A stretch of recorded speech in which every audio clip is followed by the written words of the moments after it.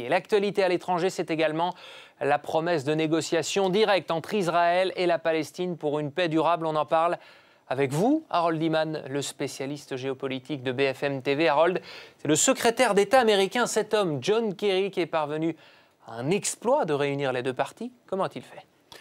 Déjà, il a été dans la discrétion totale et il n'a pas du tout lésiné sur les trajets. Et cela fait que depuis mars qu'il effectue 6 voyages, à l'intérieur desquels d'innombrables allers-retours, et il a utilisé les bons offices du roi Abdallah II de Jordanie, car la Jordanie reconnaît à la fois Israël et la Palestine. Donc c'était facile d'avoir des contacts à la marge, et on en a eu et re-eu, et finalement on a pu déboucher sur quelque chose entre la partie palestinienne, ici, qui est cette partie verte, et la Gaza qui, elle, est en dissidence, n'est pas du tout d'accord, Israël et les bons offices jordaniens. Alors Harold, quelles sont les chances que ces négociations aboutissent, que les deux parties arrivent à un accord, alors que ces deux parties sont diamétralement opposées sur leur position? Alors, les chances, c'est trop pour le dire, mais les exigences, elles étaient difficiles à concilier et on ne sait pas exactement qui a lâché quoi pour l'instant.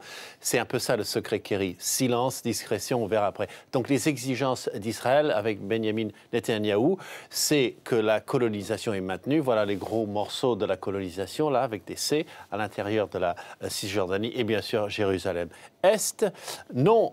Il ne veut pas revenir à la ligne de 1967, c'est-à-dire cette frontière qui a prévalu de 1948 à 1967, mais que les Palestiniens veulent, évidemment. Et il veut que les Palestiniens acceptent Israël comme État juif. Qu'est-ce que ça veut dire? Ça veut dire qu'on ne pourra plus envoyer des réfugiés palestiniens en grand nombre, changer l'équilibre démographique d'Israël. Alors, on va regarder en face des exigences de la Palestine.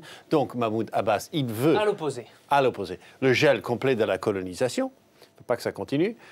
Il veut qu'on admette le principe du retour à cette ligne avant même de s'asseoir. Il voudrait la libération de prisonniers avant même de s'asseoir. Et ça, il l'a obtenu. Toute la journée, des ministres israéliens ont dit oui, on va lâcher 100 à 300 personnes, ce n'est pas encore clair, et il demande des droits pour ces réfugiés, mais on reste assez flou sur ce concept. Donc, grâce au flou et à la discrétion, Kerry a obtenu que les deux se rencontrent la semaine prochaine à Washington. Et on suivra évidemment l'évolution de la situation avec vous, Harold Iman. Merci pour ces explications et pour ces cartes toujours très claires.